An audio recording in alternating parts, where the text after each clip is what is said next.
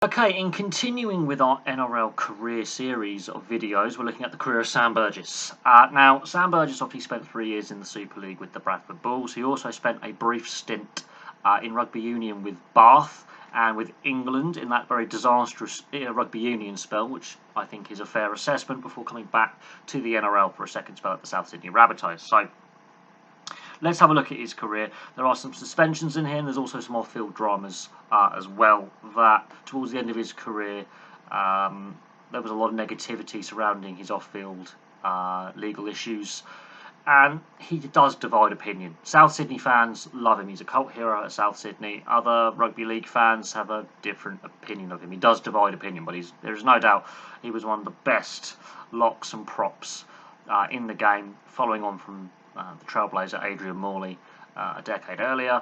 He comes over, James Graham comes over, his brothers come over, and then there is this British invasion of predominantly forwards, although backs are also coming over now to the NRL. You could basically field an entire starting 13 with top quality players in the NRL that could represent England or Great Britain or one of the home nations now. And Sam Burgess is part of this catalyst of more English players coming over from the Super League to play in the NRL. But let's go back to his starting days at the Bradford Bulls, shall we? So he starts his professional first-grade career at the Bradford Bulls in 2006. He debuts as a 17-year-old.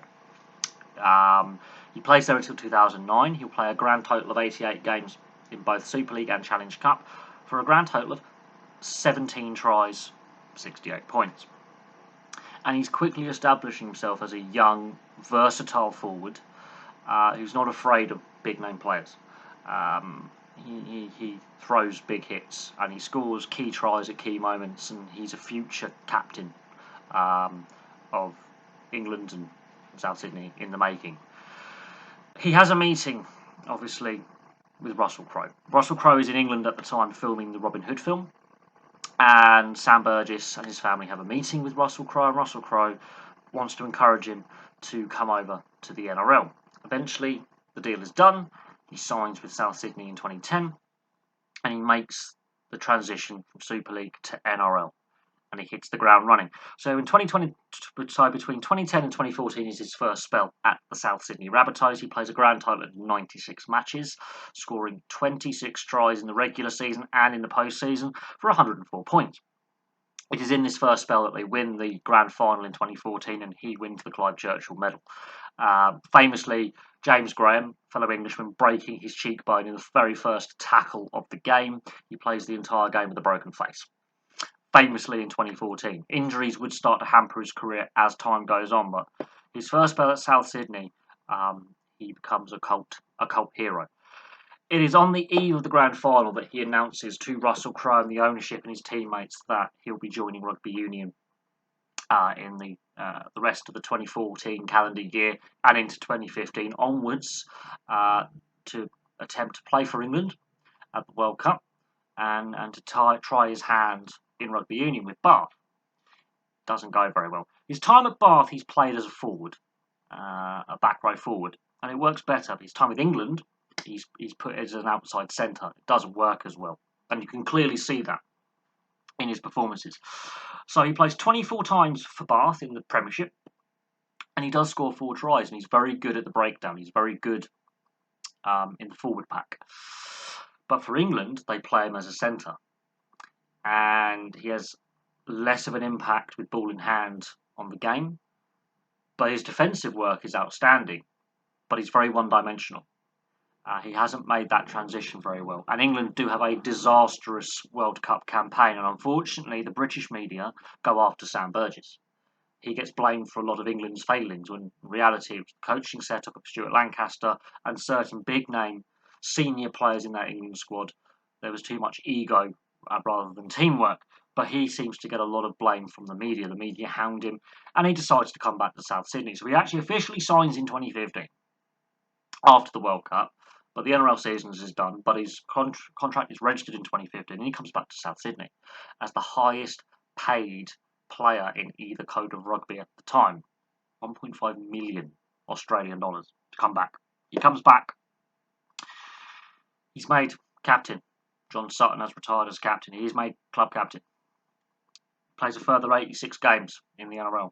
Scores a further 18 tries, 72 points. But injuries, especially his shoulder injury, are becoming chronic at this point.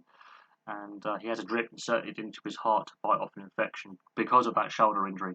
And it is his shoulder injury that ultimately causes him to retire early. However, he does sign a contract extension that runs until 2023, so technically he's still under that contract. Now, he gets medically retired in 2019. How much cap relief South Sydney get is a matter of debate because of that contract extension that runs until next year. There are some fans going, well, that's them circumventing the cap. South Sydney going, well, he's not allowed to play anymore. He's medically retired. So he retired in 2019. If you take into account all his first grade club games, Super League and NRL, that's 270 first grade games, 61 tries, 244 points. That's not bad for a prop or a second row in rugby league to get 61 tries. Fantastic.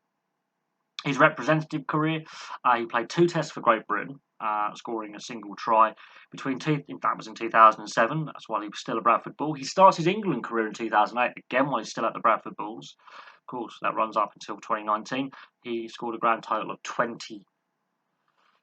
Played 24 times, grand total of 8 tries, 32 points. He also played in the inaugural All-Stars game in 2010, before he'd even played a game in the NRL, and he played that one game for a grand total of 27 rep appearances, 9 tries, 36 points. Then we get to the less desirable side of Sam Burgess. Now, he's been charged by the NRL judiciary multiple times. He's had many fines. He's also had multiple suspensions as well. His first 2 suspensions come in his first spell with South Sydney. His third suspension comes in his second spell with South Sydney. So he gets a 1-week ban for a grapple tackle on Ben Barber in 2010, his first season. His 2-week ban for the infamous squirrel grip in 2013 on Will Chambers is... Well, Will Chambers is a character as well. We can do a career video on Will Chambers, known as an agitator, does a lot of chirping, gives a lot of verbals, winds up opponents. Also could fight a bit as well, and has been known to throw punches. Gets under the opposition's skin. He got under Sam Burgess' skin. Sam Burgess decides to grab his meat and 2 veg, the squirrel grip, infamous squirrel grip back in 2013, and he got a 2-week ban for that. I am surprised his ban was so short. Also, he got a 1-week ban for in 2019, in the last game of the season, for a hair pull on Sydney Roosters player Billy Smith. So in total, he only got 4 weeks worth of bans out of those incidents. However, he was fined multiple times. He was put on report multiple times, various tackles and incidents. However, the biggest off-field incident where the integrity unit got involved was the 2018 sexting incident, where he and several South Sydney teammates were alleged to have sent inappropriate messages via social media to a female fan. This is at a time where his marriage is also, and his legal issues surrounding his marriage are also coming to a head.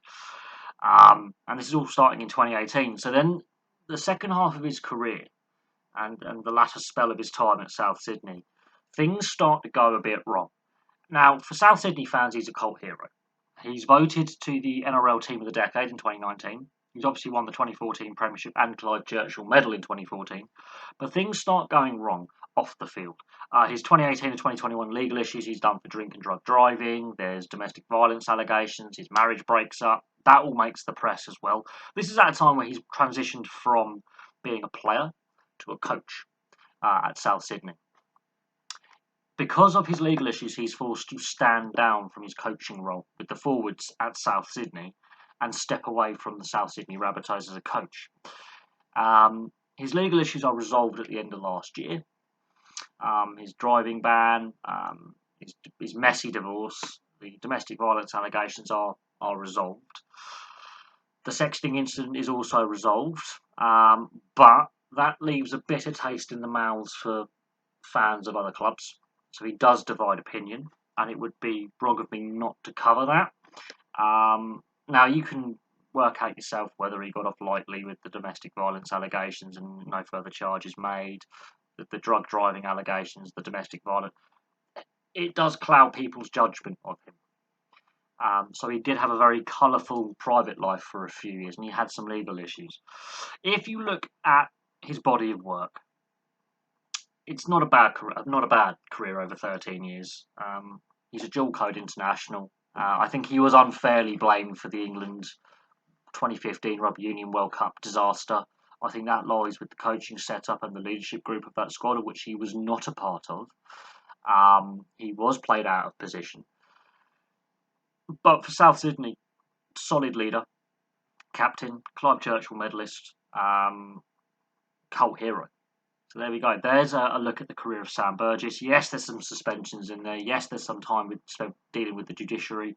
Yes, there's the off-field dramas as well towards the end of his second spell with South Sydney from 2018 till 2021, which has obviously clouded people's judgment of him. People can make up their own mind on him. He is a divisive figure because of those off-field incidents from 2018 onwards. But he's back in. I think he's coaching in reserve grade now. But he had to leave his coaching role with South Sydney, take some time away from the game to deal with his legal issues. But that is things as they stand as of August 2020. So thank you very much for watching. Please place your thoughts in the comments section below, and I'll have some more videos for you very, very soon.